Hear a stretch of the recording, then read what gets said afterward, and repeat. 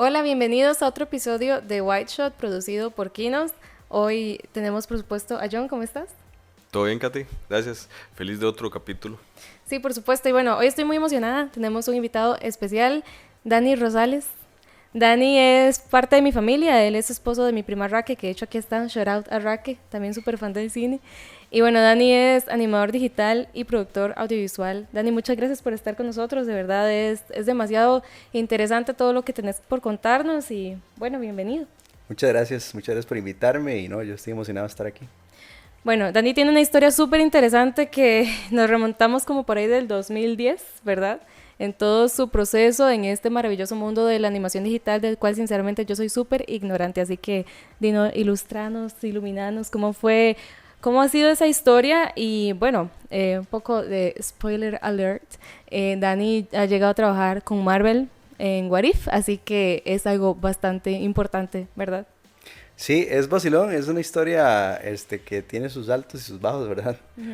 Pero se remonta, yo creo que un toque más antes del 2010. En 2010 empecé digamos, en la carrera de animación digital, pero desde que yo estaba un chiquillo ahí de 5 años me enamoré del cine.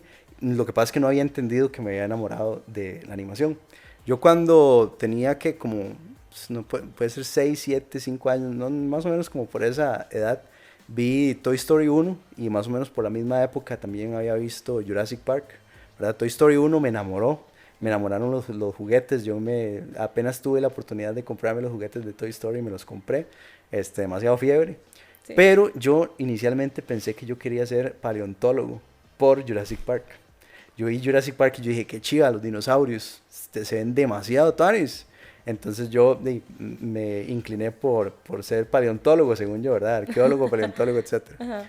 Pero más adelante me di cuenta que no me gustaba la paleontología, lo que me gustaba eran los dinosaurios animados, Ujú. la animación que habían hecho, el trabajo increíble, porque uno ve esa película, uno ve Jurassic Park ahorita y los dinosaurios se ven bien, es como que envejeció muy bien.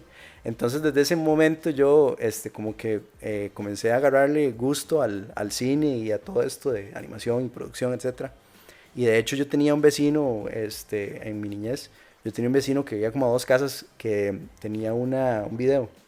Bueno, lo que aquí llamamos un video es donde vendían, bueno, donde alquilan Alquilaban. películas. Alquilar, ajá. Exacto. Sí, alquilaban, porque yo creo que ya no existe eso. Yo No, no ya, sé si ya ahora existe, sí. Netflix le quitó el negocio a todo Ya, el mundo. exactamente, ya ahora todo es streaming. Ajá. Pero básicamente lo que hacíamos era que todas las películas que tenían ahí las veíamos a lo loco. Entonces me acuerdo de haber visto Pinocho miles de veces y un montón de películas.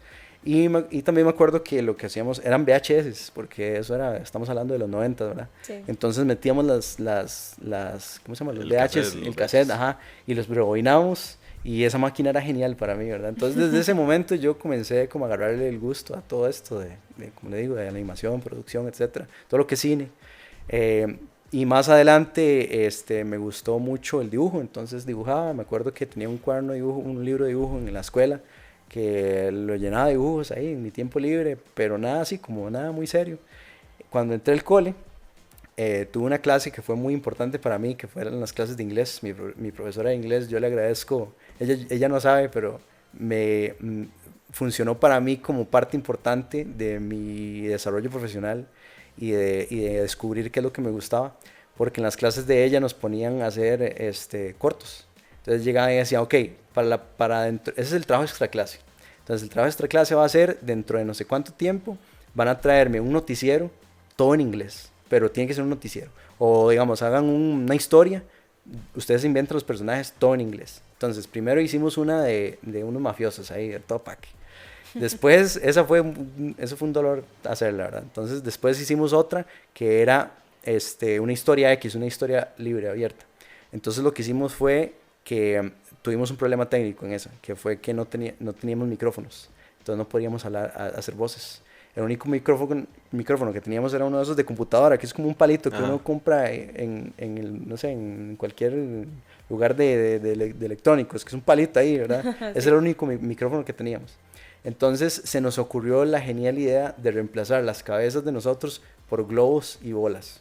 Entonces, digamos, nos poníamos una sueta y en la sueta o sea, nos subimos la sueta hasta que desapareciera la cabeza y donde venía el gorrito metíamos una bola O digamos, mi personaje era la sueta, pero de esas suetas que no tienen gorrito, sino que tienen como un cuello, como un cuello de tortuga. Ajá. Entonces yo me escondía abajo del cuello de tortuga, subía esto y con los dientes tenía un globo agarrado, entonces le ponía anteojos. Entonces grabamos las voces sobre eso. Ajá. Entonces todo eso para mí fue increíble. De hecho yo me acuerdo que eso fue más o menos como en décimo, fue que hicimos esto, lo del globo, que era un cortometraje que hicimos súper rudimentario ahí, que hicimos en inglés, ¿verdad? Y me acuerdo que la profesora le enseñó el corto que habíamos hecho a todas las clases a las que había hecho, en las que había dado clases. Y me acuerdo que los quintos lo que hacían en ese año era hacer como una especie como de recaudar fondos para el paseo que hacían a fin de año y otras cosas. Entonces hacían una cosa que era como una vara de talentos. ¿Cómo es que se llama esto? Como un show de talentos, exacto. Entonces uno tenía que ir a pagar la entrada. Entonces yo me acuerdo que yo fui, estábamos como en noveno, décimo, yo fui a pagar mi entrada y les digo, sí, es para conseguir entradas a mi nombre. Y me dice, ¿cuál es su nombre? Daniel Rosales. Ah, usted es el Bowlhead, que era el personaje del Globo. Ajá. Y yo le dije, sí, ¿cómo sabe? Y me dice, no, es que la profe de inglés nos enseñó el corto, muy chiva les quedó.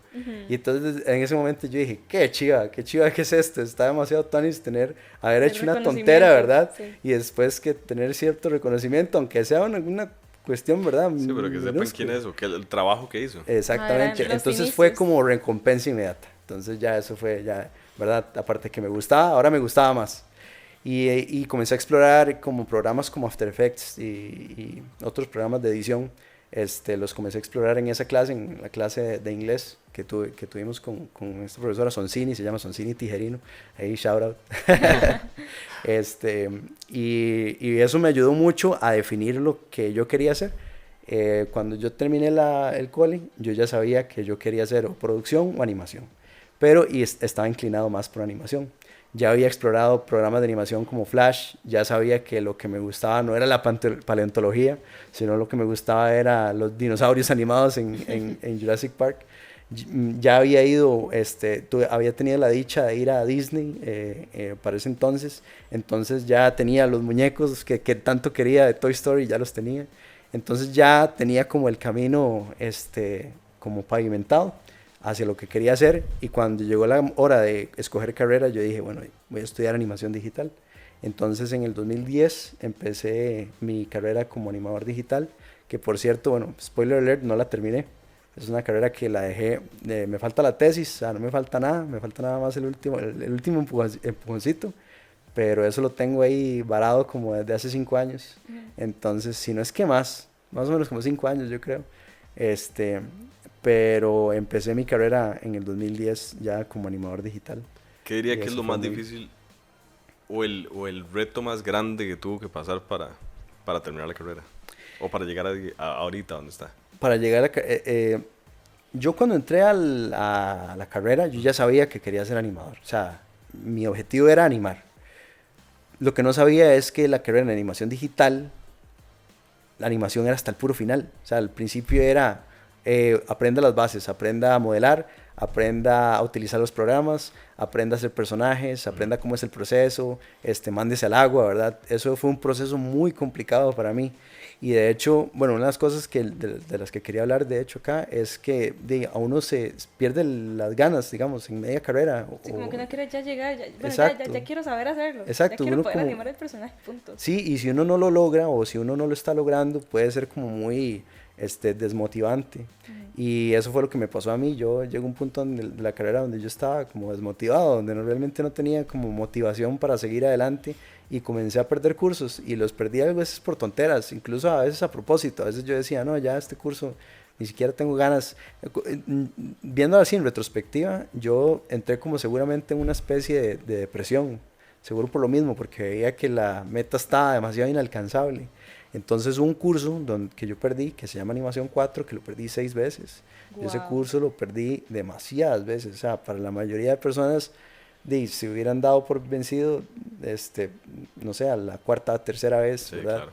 Y de hecho yo incluso tenía que pedir permiso, porque después de que usted pierde un curso 3 veces, tiene que ir a que le firmen un papel Para que lo a sigan dirección haciendo. para que lo acepten en la segunda. Y yo tuve que hacer eso otras tres veces. Wow. Entonces fue un proceso muy complicado para mí. Fue como una barrera como demasiado densa. O sea, atravesable, pero densa. Como muy complicado. Y, y esa época de mi vida fue como importante porque me formó, digamos, como profesional, como para darme cuenta que es parte de, digamos, en esto, de que los obstáculos a veces van a ser demasiado difíciles. Y pero bueno, logré salir adelante, o sea, terminé el curso, seguí la carrera, llegué a animación 7, que era la animación a la que quería llegar, porque animación 7 es donde le enseñan a uno realmente a animar, le Perdón, enseñan Dani, como los y desde que vos principios. comenzaste hasta que llegaste a ese curso, ¿cuánto tiempo había pasado? Eh, Pasaron como 7 años tal vez. Wow, sí, bastante. Sí, Ujú. sí, la carrera en realidad se puede terminar como en 5 años. Y yo ya para ese punto, para animación 7 habían pasado como 7 años. Y fue en gran parte por perder un curso tantas veces. Lo que pasa con animación es que, digamos, los cursos de animación son los que avanzan la carrera. Entonces, si usted se queda estancado en un curso de animación, o sea, animación 1, 2, 3, 4, 5, llega hasta el 9. Si usted se queda estancado en uno de esos, se queda estancado en la carrera. O sea, no importa si usted adelanta otros cursos, porque usted ocupa esos cursos. Entonces, como yo perdí ese curso 6 veces, me atrasé, ¿qué? Como 2 años tal vez. Wow, sí, tamaño Y poco. entonces sí, y había momentos en donde yo decía, no, ni siquiera lo voy a llevar. Voy a llevar otras cosas y esto lo voy a dejar para después. Y en parte era porque es una parte de la producción del pipeline, que se llama como pipeline es como los pasos que requiere una Mm. producción de 3D, o bueno, también funciona para producción normal.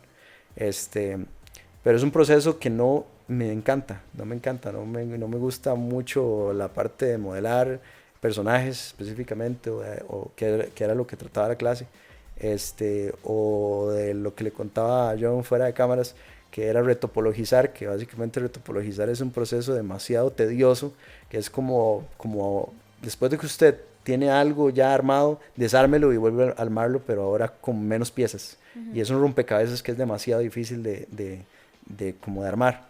Entonces esa parte de la animación es la que no me encanta y esa es la parte en donde me estanqué más y eso desencadenó otro poco de problemas en cursos, en otros cursos, etcétera, que fue bastante complicado para mí. Pero sí, básicamente, después de mucho intento, de mucho esfuerzo, de ponerle bastante y de tratar de seguir adelante, de decir, no, esto es lo que a mí me gusta, esto es lo que yo sé hacer, lo que yo sé que me gusta hacer, y me rehúso a pasar el resto de mi vida haciendo algo que no quiero hacer, voy a hacer lo que quiero hacer. Sí. Y entonces, bueno, eso por dicha me alentó y pude llegar hasta, bueno, el final de la carrera, que a pesar de que me faltan la tesis, por lo menos llegué al final y nunca dejé atrás la animación, a pesar de que tuve trabajos fuera de animación, nunca me di por vencido y eso dio sus frutos, por dicha al final, más o menos como en el 2021. Bueno, en el 2015, bueno, les voy a explicar un poquito porque me salté parte de la historia. Cronológicamente, Sí, ajá. les voy a explicar un poquito porque me salté parte de la historia que es Ok. importante. Hay un curso que se llama producción 1 y 2. En eso uno hace un cortometraje. Nosotros decidimos hacer un cortometraje que era una combinación de live action con animación. Y eso fue más o menos en el 2012, 2013, por ahí, no me acuerdo bien las fechas. Cuando terminamos ese cortometraje, lo presentaron a festivales y por sorpresa mía lo seleccionaron como nominado como mejor cortometraje animado en varios festivales internacionales, en el Festival Ícaro, en el Festival de acá de Cine de Perdón, Costa ¿cómo se Rica. llamaba el corto? El cortometraje se llama El Semáforo. El semáforo. Sí. Ok. Y ese cortometraje me abrió las puertas a un montón de cosas.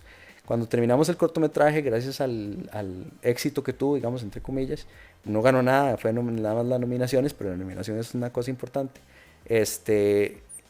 Gracias a esas nominaciones y a la huella que tuvo ese cortometraje, yo conseguí mi primer trabajo, que fue como editor de video en la Universidad Internacional de las Américas. Trabajé de medio tiempo ahí, la mayoría del tiempo que estuve ahí, que fueron 6 años, 5 años fueron medio tiempo. Entonces trabajé, gracias a este cortometraje, se me abrieron las puertas ¿cómo se llama? A editar en producción. Entonces se me abrieron las puertas en producción audiovisual. Conocí a directores de cine y directores de anuncios como Pedro Rey, que me dio muchísimas oportunidades también en el mundo de la producción audiovisual. Y entonces tenía como esa dualidad, digamos, de que todavía me gusta la animación digital, pero se me están abriendo más las puertas en producción audiovisual. Entonces yo comencé a tener trabajos como editor, como productor audiovisual, como fui asistente de dirección de arte en anuncios, ¿verdad? Entonces como que ese mundo también se me abrió y tenía como les digo, la dualidad y me comencé a inclinar más en la producción audiovisual. Yo dejé como secundario la animación, o sea, igual me gustaba, igual veía películas, igual seguía como animando, como haciendo animaciones por mi cuenta, pero la producción era lo que me estaba dando plata, por así decirlo. Era lo que me daba de comer, digamos, en ese entonces. Entonces yo comencé a inclinarme más a eso y la animación, como les digo, la tenía ahí como secundaria, pero llegó un punto donde se abrió una vacante en Marte Studio, que es un estudio de animación de Costa Rica, como animador digital. Y yo dije, ok, tengo esos trabajos de la U, más estos que he hecho por aparte, voy a aplicar a ver si sale. Y tuve la suerte de que a mí, en esta clase que les digo, en la animación 7, tuve una profesora, bueno, fueron dos profesores, Joan, que es un profesor bueno, tiene toda la vida estar en la Veritas, y Mixi, que era como el asistente de Joan. Mixi ya trabajaba en Marte Studio. Entonces cuando vieron mi reel dijeron, uy, él es el animador que le di clases en Animación 7. Él le fue bien en Animación 7. De ahí, contactémoslo. Y me llamaron. Entonces gracias a esa suerte que tuve mi primera experiencia como animador 3D en Marte Studio, que tuve la oportunidad de trabajar en Polly Pocket, en Barbie, en series web, son series para YouTube, y en Cocomelon.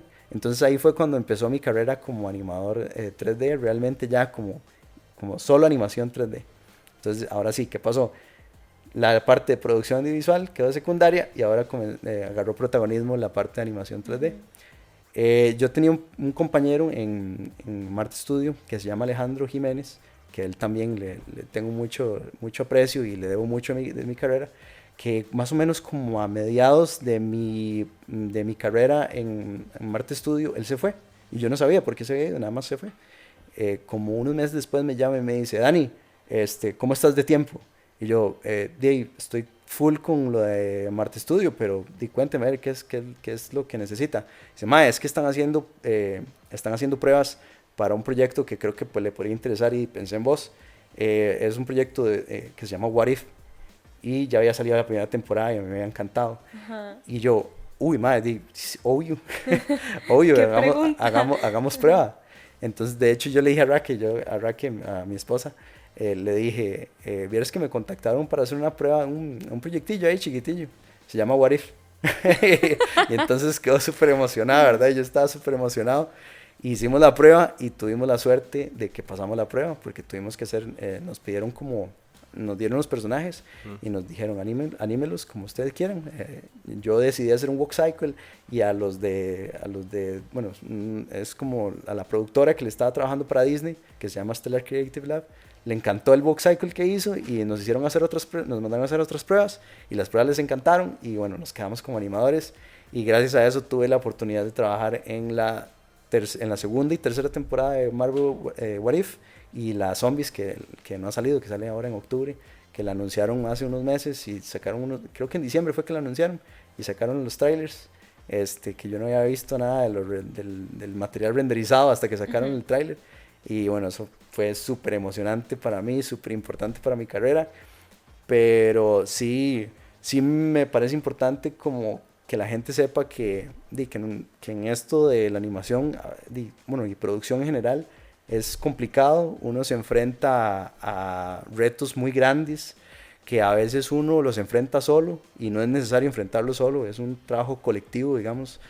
Uno piensa a veces que uno tiene que resolver solito y pedir ayuda no es para nada malo, es lo que hay que hacer de hecho.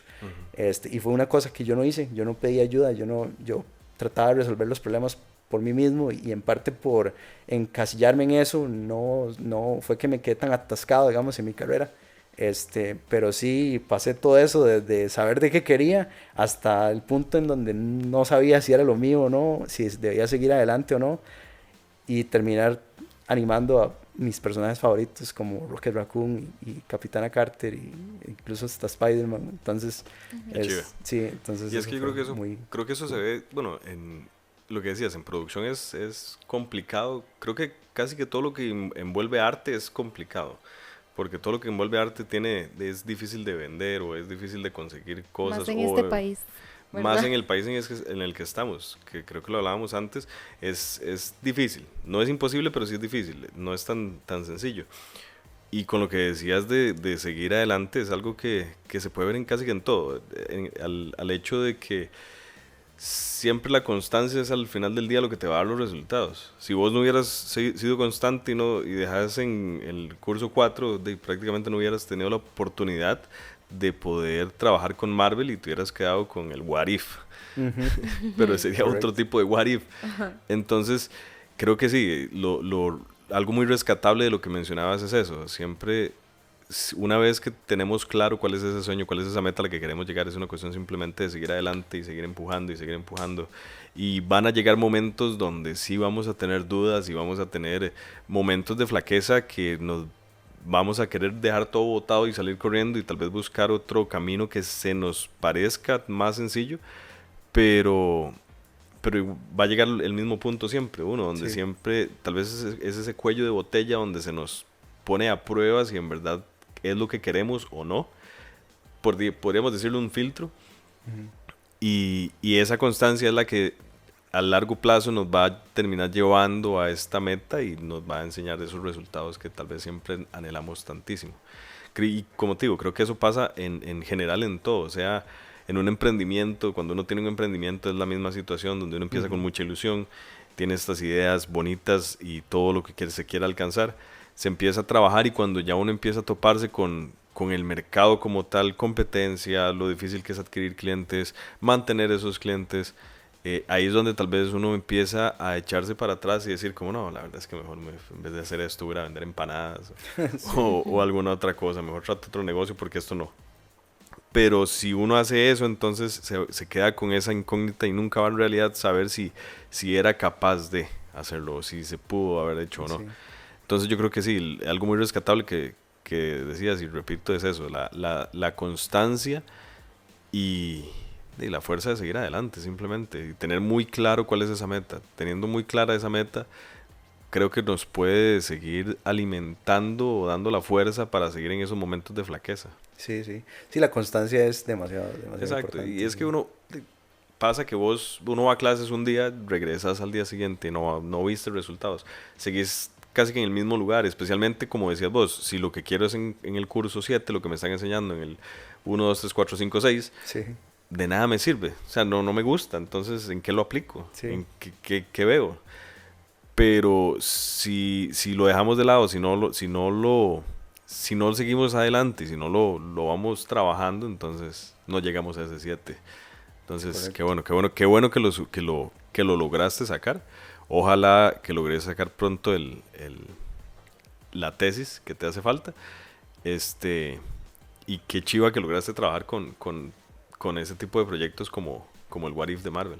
Sí, de hecho, Dani, yo quiero preguntarte un poco, bueno, totalmente de acuerdo con lo que dice John, o sea, yo creo que es de admirar y un ejemplo para todos, no solo los que trabajamos en arte, sino yo creo que de vida, ¿verdad? No importa sea el trabajo que uno tenga, sea arquitectura o ingeniería, lo que sea, de repente si quiere llegar a cierto lugar, es, ¿verdad? Uno tiene que pasar por muchas cosas muy difíciles, pero al final yo creo que es más gratificante todavía, ¿verdad? Total. Cuando uno llega a ese punto después de haber pasado por tanta cosa tan difícil, tan fea. Bueno, pero digamos, hablando un poco de tu trabajo en Marvel, ¿podrías tal vez contarnos un poco ya en sí qué es lo que has hecho, cómo es el proceso de animación, si te pasan de repente algún tipo de maqueta o en sí qué es lo que vos ya visualmente, o sea, cuál es tu resultado, como digo, sí, básicamente el ¿Cuál es resultado final, el ajá. proceso como Sí. creativo Como en el esa parte? producto, exactamente. Sí, digamos, es un trabajo colaborativo, ¿verdad? Es totalmente, o sea, yo dependo de muchas partes. Yo no puedo llegar y decir, yo hice todo esto, ¿verdad? Por ejemplo, en el reel, en mi demo reel, lo ideal para nosotros los animadores es especificar qué es lo que hicimos. O sea, por ejemplo, especificar que esto fue animación, porque lo que uno está viendo es una cosa de personajes, es renderizado, es iluminación, es un montón de cosas que están apareciendo en pantalla, ¿verdad? Que no necesariamente hizo una sola persona, son varias personas. Entonces, básicamente el proceso se dividía es un proceso bastante largo, pero se los voy a explicar para que tengan en contexto cómo es que funciona. Primero, obviamente, la materia prima es el guión, ¿verdad? Entonces se escribe el guión, uno se tiene la idea del concepto, etc. Se escribe el guión. Ese guión pasa a un grupo de artistas que lo que hacen es pasarlo a imágenes, o sea, hacen un storyboard. Ese storyboard básicamente va a funcionar como la base para planos, para qué tipo de planos quieren, para quiénes van a salir, qué personajes van a salir, etc. Después de eso pasa a bueno, eso puede ser simultáneo, pero pasa a los diseñadores de personajes, que son los que los dibujan, ¿verdad? Son artistas que lo que hacen es hacer una ilustración de cómo se ve el personaje, pero no solo personajes, sino que también hay otro grupo de personas que lo que hacen es cómo se va a ver los ambientes. Entonces, esto es totalmente en 2D, todavía no hemos pasado a la parte de 3D. Todo eso lleva un proceso de aprobación, ¿verdad? O sea, eso lo ve los supervisores y lo ve Disney y lo ve todo el mundo y lo aprueba. Tiene que aprobarlo, todo tiene que ser aprobado. Después de eso, después de que está todo aprobado, pasa a modelado. O sea, modelan los personajes y modelan los ambientes. El proceso de modelado es básicamente agarrar lo que está en 2D y pasarlo a 3D. Eso es modelar. Ellos mismos, o bueno, también puede ser otra persona, agregado al pipeline o a la línea de ensamblaje, digamos, lo que hace es pintarlos y agregarles texturas. Por ejemplo, si estamos hablando, esto no es específicamente para What If, pero en producciones en general, si estamos hablando que un personaje anda un pantalón de cuero o anda una chaqueta que tiene, no sé, un pelaje, ¿verdad? O etcétera, todos los materiales, eso es texturizado y pintado digital. Bueno, hacen un pintado, digamos, de, no sé, el color de la piel, y si ocupa textura de piel, etcétera, eso lo hacen en esa parte del ensamblaje. Eso es importante porque los personajes, después de ser modelados, los personajes y los ambientes salen completamente gris. O sea, uno trabaja sin materiales, eso se llama materiales. Trabaja sin materiales. Cuando usted modela un edificio, por decir un ejemplo, ese edificio es gris y las ventanas son grises y las puertas son grises. Obra gris, entonces. Es obra gris, literalmente es obra gris. Eso necesita un proceso de pintado, entonces eso es otra parte de la línea del ensamblaje que les estoy diciendo. Después de eso, y que todo fue aprobado, va a la parte de rigging. Rigging es básicamente ponerle un esqueleto a los personajes. A todo lo que va animado, todo lo que se mueve tiene rig. Un rig es básicamente como, imagínense como unos muñequitos de esos que se utilizan para dibujar, que no sé si los has visto, o los maniquís que usan en las tiendas, que los ponen en poses y etcétera. Eso es un rig. Un rig es básicamente que usted con varios controles pueda mover el brazo, pueda mover la boca, pueda mover la cabeza, etcétera. Es lo que le da la habilidad de moverse a los modelos. Entonces, después de que pasa el rig, de que fue aprobado, etcétera, pasa a el layout, a los artistas de layout. ¿Qué hacen los artistas de layout? Agarran el storyboard que ya fue aprobado y lo pasa a 3D. O sea, hacen una cámara en un programa de 3D, que en este caso es Maya, ponen los personajes en donde tienen que ir y los ponen en el ambiente que ya fue modelado. Entonces, literalmente, lo que hacen es agarrar el storyboard y convertirlo en la representación 3D, con los personajes ya modelados 3D, con los ambientes modelados 3D, ya todo está 3D. Ese layout me lo pasan a mí, que yo soy el animador. Yo tengo que convertir todo lo que pasa en el guión, todas las descripciones, todos los diálogos, todo lo que esté pasando en el guión, tengo que convertirlo según a lo que está pasando en el layout. Entonces, por ejemplo, en el layout está, no sé, digamos que John y K, y están teniendo una conversación, vemos acá una toma over the shoulder, por encima del hombro, y el que estamos viendo es a John enfocado. En determinado momento K se da la vuelta y vuelve a ver a la cámara. Entonces, digamos, pongamos ese ejemplo. Entonces a mí me pasan una versión muy rudimentaria de eso. Entonces lo que me pasan es literalmente los modelos en pose T, que es como se llama la pose, digamos, las poses en las que se modelan los personajes. En pose T, que son básicamente el personaje literalmente como si fuera una T, tieso. Y los movimientos es, digamos, cuando usted tiene que mover, es esto, nada más. O sea, no es nada. Y yo tengo que convertir eso en interpretación. O sea, lo tengo que interpretar como un personaje. O sea, básicamente yo lo que estoy haciendo es siendo un actor 3D y pasando los movimientos que yo hago a 3D, digamos, con los personajes. Eso es básicamente lo que yo hago. Esa es mi parte del pipeline, de la línea de ensamblaje. Entonces, lo que yo tengo que hacer es, primero, tengo que leer el guión, tengo que ver el animatic y tengo que ver los storyboards y todo lo que ya haya, ¿verdad? Y tengo que hacerme una idea, tengo que saber qué son los personajes, o sea, cuáles son las actitudes, cuáles son las personalidades, etcétera, porque no voy a animar lo mismo a Rocket Raccoon que a Capitana Carter, por ejemplo. Una es más empoderada, ¿verdad? Y el otro es más, como más vacilador. Y, Es como estudiar un poco tengo la que estudiar, psiquis, tal vez, tengo del que estudiar personaje. los personajes y en base a eso lo que hago es agregar referencia. Entonces, digamos, por ejemplo, si tengo que animar a Capitana Carter, inflo el pecho, ¿verdad? Me pongo un poco más, no sé, como empoderado, ¿verdad? Y doy las líneas así como de superhéroe. No, no exagerado, porque obviamente no puedo uno sobreactuar, ¿verdad? Y me aprueban la referencia, si es que la presento, porque puede que no la presente, sino que nada más lo traduzca a 3D. Y una vez que lo traduzco a 3D, lo presento a los supervisores, una versión muy rudimentaria, que lo que hago es una técnica de animación que se llama pose to pose, que básicamente lo que hago es que resumo la animación que voy a hacer en las poses principales que necesito. Digamos, si necesito que, no sé, John salude, entonces la primera pose de John es pose neutral y la segunda es John, ¿cómo se llama? Saludando, y listo, eso es todo. Y presento eso como primera propuesta, me lo aprueban, entonces voy puliendo. Entonces la siguiente propuesta es un poquito más de poses, la tercera propuesta es un poquito más de poses. En cada una de esas propuestas hay un proceso de revisión. Entonces, digamos, en la primera parte lo mando al supervisor, el supervisor me manda revisiones, la segunda parte lo vuelvo a mandar a la revisión y así va hasta que queda lo mejor posible en el tiempo dado, porque obviamente hay un tiempo estipulado para cada cosa. Y una vez que ya está aprobado es cuando ya queda la animación final. Es un proceso muy tedioso, es un proceso que lleva mucha prueba y error, o sea, literalmente es como dibujar, borrar y dibujar otra vez y borrar y dibujar otra vez, y uno está deshaciendo el trabajo un montón de veces y no solo, o sea, eso no solo pasa a propósito, sino que pasa por error, porque a veces el programa se cae. Uno está trabajando, ya me pasó miles de veces y mi esposa me escuchó gritando de la cólera, de lo molesto que estaba, de que había pasado 5 horas animando y resulta que todo se perdió y tengo que volver a hacerlo.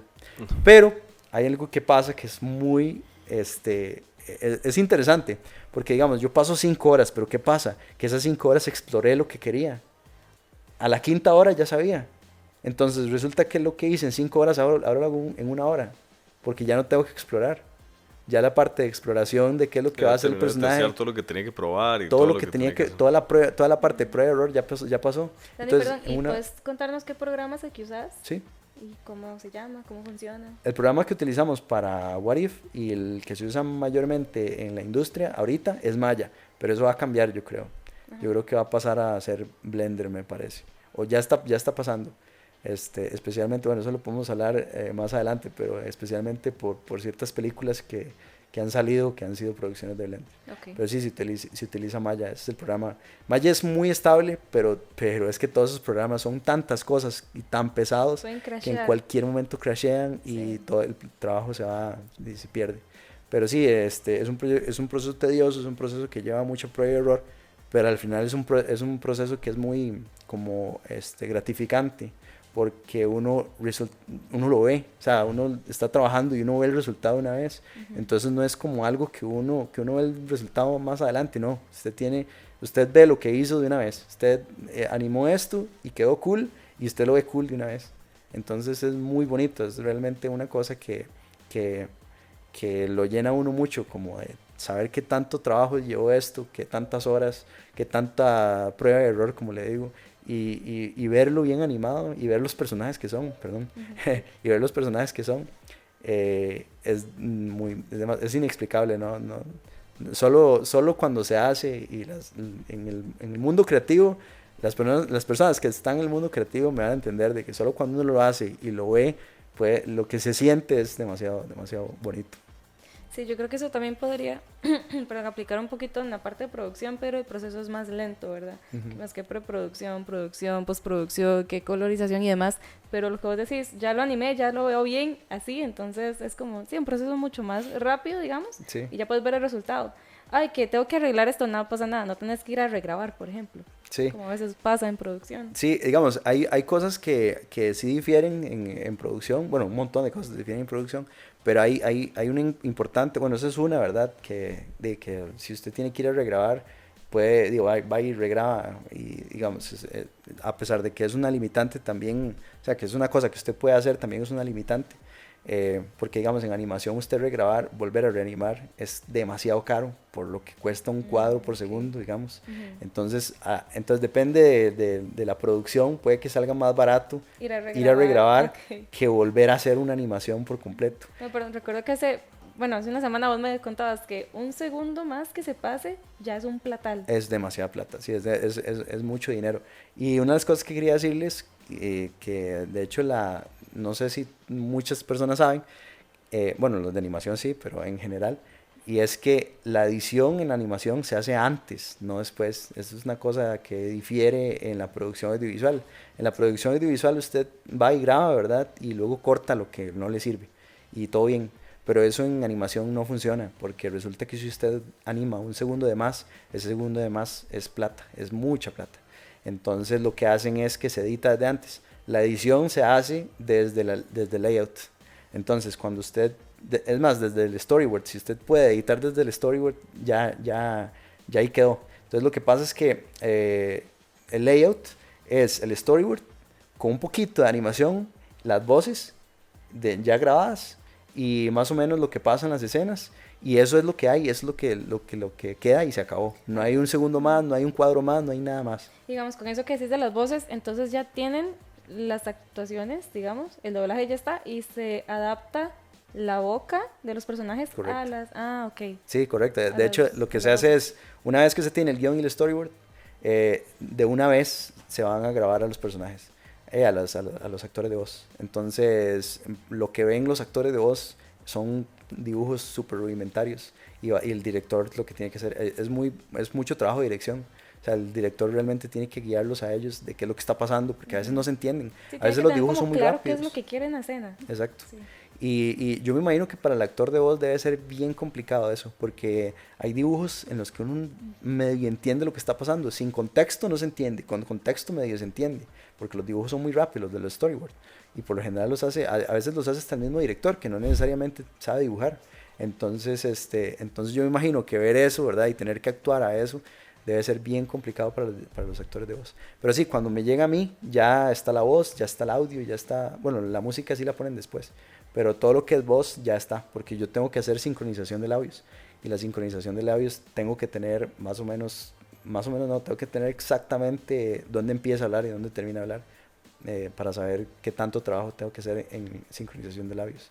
Pero sí, ya todo eso está, ya cuando a mí me llega, lo único que hace falta es de la animación en adelante, que la animación, después del proceso de animar, sigue iluminar, sigue renderizar, sigue el composite, que es ponerlo todo junto, sigue otro tipo de animaciones que son como animaciones de efectos, de explosiones, etcétera. Todo lo que es postproducción sigue después de animación. Entonces eso difiere bastante, digamos, en producción, pero sí hay cosillas así como que tienen que ver. Bueno, es que son como hermanos, pero a la vez hay cosas que son muy diferentes. El proceso de realización es diferente, digamos. Sí, exacto. Okay. Pero sí tiene como mismos, bueno, que comparten conceptos que, no sé si incluso fotografía o Sí, tal vez montaje de todo. escena, no sé qué nombre tendrá, o el tema de iluminación, ¿verdad? Que también mencionabas que es Sí. importante. Sí, digamos, en cuestión de cuadros, de cómo hacer planos, etcétera, eso es lo mismo. Digamos, planos que son igual. O sea, ¿Y se le puede llamar fotografía en sí, animación? sí, ¿También? es la Ok. cinematografía, es la fotografía en animación, es cinematografía. De hecho, hay una cosa que se puede ver en los libros de arte, si alguna vez tienen oportunidad de abrir un libro de arte de animación, que se llama Color Script, que el Color Script también existe en producción, pero no sé si se usa siempre, creo que no. Pero el Color Script es básicamente un storyboard, pero pintado por un artista para que se vea como más trabajado, en donde lo que se planea son qué colores van a haber en las escenas, o qué paleta de colores se van a usar y qué iluminación va a haber en cada escena. O digamos, lo que hacen es agarran escenas claves y iluminan esa escena en 2D, o sea, hacen el dibujo y lo pintan en 2D, y lo que hacen es tener una planeación muy concreta de cómo se va a ver iluminado y los colores de la escena. Y eso es importante porque digamos, a veces hay historias, y eso a mí me encanta, que es la semiótica, ¿verdad? Hay historias donde utilizan la iluminación como parte de la semiótica de películas o de animaciones, películas animadas, películas live action, que es, digamos, por ejemplo, por decirle algo, imagínese una historia en donde todo empieza bien y todo termina mal, ¿verdad? Entonces, ¿usted qué puede hacer desde el punto... sí, algo así. Pero entonces, desde el punto de vista de colorimetría, ¿usted cómo podría explorar eso? De ahí, lo más lógico es que pase de colores cálidos a colores fríos. Entonces eso se divide como en color script. Entonces usted puede empezar sus primeras escenas en colores súper cálidos, amarillos, naranjas, no sé qué. A mitad de la película comienzan a pasarse un poquito más a los colores fríos, a un poquito azules. Y el final de la película todo es azul, todo es súper triste, ¿verdad? Exacto. Entonces eso funciona. Yo siento que es súper valioso que se tome en cuenta también en producción audiovisual los color script, porque le ayudan a uno planificar también desde la parte semiótica cómo va a desarrollarse su historia. Usted puede desarrollarlo desde eso es lenguaje visual totalmente. Sí. Entonces usted lo desarrolla desde un principio a punta de color. Y eso es chivísimo. Eso lo pueden ver en libros de arte, de animación. Salen los color script completos. Hay un montón de cosas. Creo que, digamos, me imagino que como todo, hay un montón de cosas detrás de cámaras que uno no ve y ni se le pasa por la cabeza que llevan el trabajo que llevan, ¿verdad?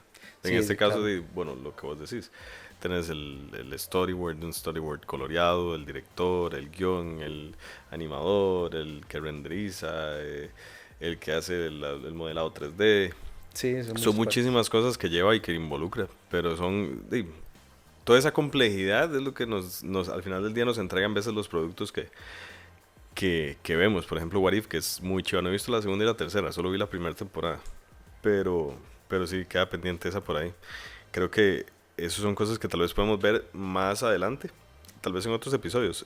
Dani nos va a estar acompañando también en otro par de episodios, de la misma manera como hicimos con Jay los capítulos pasados. Entonces todavía tenemos mucho de qué hablar.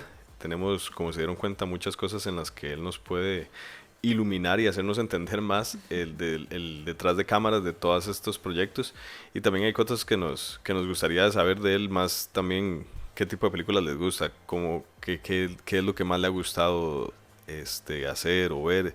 Entonces esperamos tenerlo por acá otro par de capítulos, Dani, y seguir hablando al respecto. Sí, más bien muchas gracias, sí, por supuesto, aquí vamos a estar. Buenísimo. Sí, Dani, muchas gracias de verdad yo creo que es todo un testimonio, la verdad, como decíamos, el tema de la perseverancia, verdad, disciplina y demás, que es algo que creo es importante tener presente y tratar de aplicar eso mismo a nuestra vida independientemente del área. Así que en serio, muchas gracias, súper interesante, yo no sabía nada, la verdad. Entonces, gracias por compartirnos un poquito de este mundo de la animación, que al igual que la producción es maravilloso, y al final ver el resultado, ¿verdad?, que se quería, yo creo que es gratificante tanto en producción como en animación. Así que, verdad, Dani, muchísimas gracias, y gracias por escucharnos y por vernos hasta acá. Muchas gracias a ustedes por la invitación, y por supuesto aquí estamos para responder cualquier duda que tengan, y ojalá que sea de utilidad. Buenísimo, muchas gracias, Dani.